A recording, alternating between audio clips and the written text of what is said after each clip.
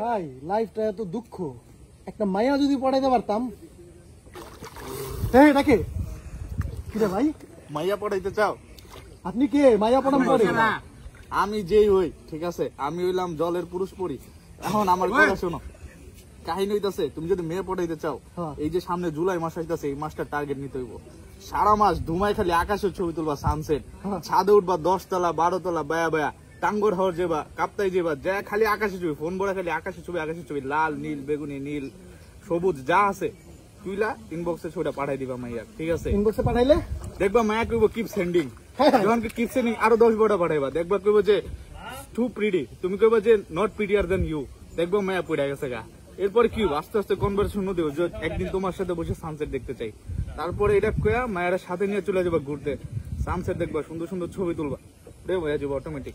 গুরু তাহলে এটাই করবো আমি। অবশ্যই জুলাই মাস টার্গেট, জুলাই স্কাই মনে রাখবা। প্রেমের মাস হইলো জুলাই, প্রত্যেকদিন একটা করে, আর প্রেমের উপাদান হইলো জুলাই স্কাই। তোমরা আল্লাহ হাফেজ। কি করতেছো ভাই?